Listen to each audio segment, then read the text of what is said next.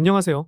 두 딸아이에게 금수저라는 타이틀을 물려주기 위해 열심히 분석하고 투자하는 서아빠입니다. 저는 이더리움 현물 ETF나 솔라나 현물 ETF에 대한 긍정적인 소식이 나오게 된다면 시장의 분위기를 한 번에 바꿔줄 수 있다고 생각은 하고 있는데요. 지금 이 영상을 시청하시는 분들 대부분이 저와 같은 생각이거나 호재는 없어도 되니까 하락만 멈췄으면 하는 생각이실 것 같습니다. 하지만 이런 기대를 알고 있다는 듯이 비트코인은 내리 하락만 하고 있죠. 3월 이후부터 내리 하락하다가 5월에 반등이 시작되면서 이제 다시 신고가를 뚫을까 싶었지만 원화 기준으로는 8천만 원도 위태로워졌고 달러 기준으로는 6만 달러 밑으로도 내려왔습니다. 그래서 이런 하락장에서도 수익을 볼 수 있는 방법에 대해서 말씀드려볼까 하는데요. 자, 그 전에 호재가 나와도 내려가는 게 코인 시장이긴 한데 우리가 걱정하는 건 알트코인들이 더 큰 하락을 보여주고 있다는 거겠죠. 비트코인은 5월에 반등이라도 세게 나왔는데 대부분의 알트코인들은 반등도 없이 여전히 하락 중입니다. 제 주변에서도 괜히 코인 시장에 들어와서 뭔 고생이냐, 이럴 거면 하던 주식이나 할 걸, 이런 말들을 하긴 합니다. 그런데 하락장이 계속돼도 수익 볼 수 있는 방법이 있다면 오히려 이런 시장이 수익 내기 좋은 시장이 아닐까 생각도 드는데요. 영상을 촬영하는 현재 시점에서 업비트만 보더라도 상승하는 코인은 없고 하락하는 코인이 많습니다. 게다가 상승했던 걸 다 반납했거나 더 밑으로 빠진 코인들도 정말 많죠. 우리나라에서는 곧 있으면 가상자산보호법이 시행되기 때문에 리스크 있는 코인들은 추가적인 하락도 염두에 둬야 할 것 같습니다. 이런 리스크 있는 코인들을 구별하는 방법에 대해서는 본 채널의 해당 영상을 참고하시면 되겠고요. 그런데 저도 시장 분석을 하면서 커뮤니티를 많이 보곤 하는데 이런 말들이 있긴 하더라고요. 2021년에 비트코인이 8천만 원을 넘기 전에 알트코인들은 무차별 하락을 보이고 나서 엄청난 상승을 했었는데 지금 모습이 이때와 비슷하다고 말이죠. 하지만 당시에는 현물 ETF가 승인되지 않았고 중앙화된 규제보다는 탈중앙화 성격을 보였다 보니 이런 흐름이 가능했을 거라 생각합니다. 최근에는 미국도 그렇고 우리나라에서도 가상자산에 대한 법을 강화하고 있다는 것이 팩트이기 때문에 당시하고는 조금은 다른 모습이 아닐까 생각하는데요. 물론 저도 코인 시장이 빠르게 반등했으면 좋겠고 언제 그랬냐는 듯 비트코인은 1억을 다시 넘거나 10만 달러 위로 올라갈 거라 보긴 합니다.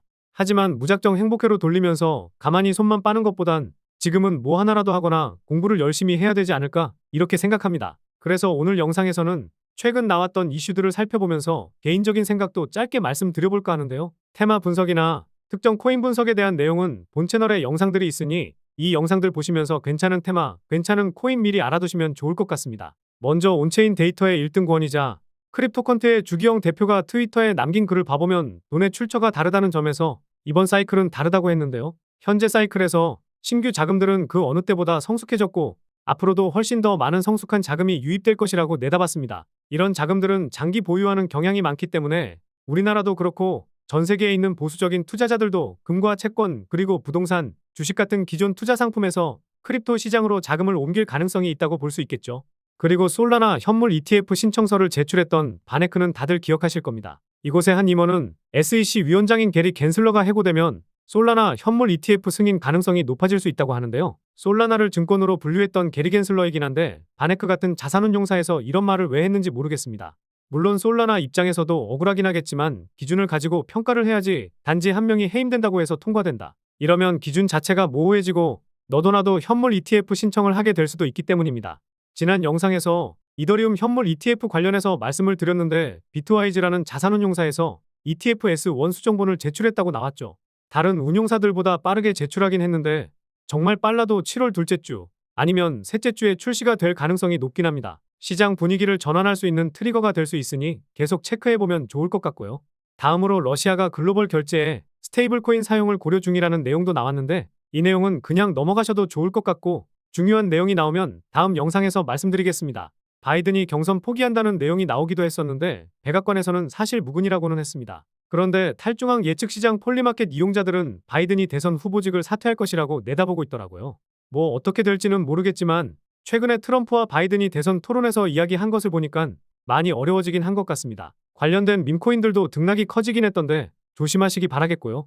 그리고 올해 2분기에는 코인 시장이 침체되어 있었음에도 벤처 캐피털의 투자는 지속됐다는 내용입니다. 지난번 영상에서 게임 테마에 대해 분석하면서 VC 업체들이 디파이나 게임파이에 투자를 크게 했다고 말씀드렸죠. 시장 분위기가 좋지 않아도 우리보다 더 큰 투자를 하고 있는 회사들이 어떤 곳에 투자를 하는지 알아둔다면 올해 하반기에 성장 가능성이 높은 테마를 미리 선점해둘 수 있지 않을까요? 그래서 게임 테마 관련 영상을 올려드렸었으니 해당 영상 참고해 주시기 바라겠습니다. 마지막 내용은 긍정적인 내용인데요. 영국계 다국적 은행인 스탠다드 차타드 소속의 애널리스트는 8월에 비트코인이 사상 최고치를 경신할 것이라고 밝혔는데요. 가장 중요한 건 바이든의 행보라고 밝히기도 했는데 어떻게 될지는 지켜봐야겠지만 채굴자발 매도세가 완화됐다는 내용이 나오기도 했습니다. 주요 채굴자 지갑에서 외부로 이체되는 비트코인의 물량이 뚜렷하게 감소됐다고 하면서 비효율적인 채굴자들은 이미 항복했다고 하네요. 여기서 비효율적인 채굴자들은 채굴하는 데 있어 들어가는 비용에 비해 수익성이 나오지 않는 채굴자들을 의미합니다. 그리고 대다수의 비트코인 보유자들이 가격이 떨어질 때 매도하지 않고 공격적인 매수를 보여준다는 내용이 나오기도 했고 5개월 실현 가격이 항상 강세장에서 지지선 역할을 했었는데 현재 해당 선 아래에 위치하고 있어 반등 장세가 이어질 것이라는 발언도 나왔었는데요. 저도 이런 유명 분석가들의 말이나 데이터적인 측면으로 보았을 때는 강한 반등이 나오면서 8월에는 초강세장이 이어질 수도 있다고 생각은 하는데요. 개인적으로는 지난 3월부터 6월까지 물려있는 다수의 투자자들의 물량을 소화하기 위해서는 추가적인 하락은 피할 수 없다고 생각은 듭니다. 미국 대선이 가장 큰 트리거가 될 수 있다고 생각하고 있기 때문에 어떤 움직임이 나올지 이게 상당히 중요할 것 같은데요. 관련해서 마운트 곡스 상환 이슈에 대한 이야기까지 있는 영상이 있으니 본 채널에 있는 해당 영상 참고해 보시기 바라겠고요. 그리고 오늘 영상에서 하락장에서도 수익 볼 수 있는 방법에 대해서 말씀드린다고 했었죠.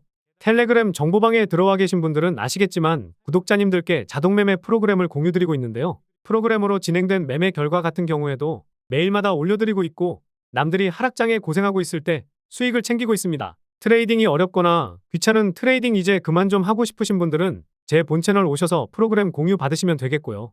5월이나 6월보다 변동성이 줄어들긴 했지만 변동성이 커지게 되면 그만큼 매매 횟수와 수익률은 보다 높아지게 될 겁니다. 게다가 코인 시장이 곧바로 반등을 할 수도 있지만 더 빠졌다가 갈 가능성이 높은 시장 분위기잖아요.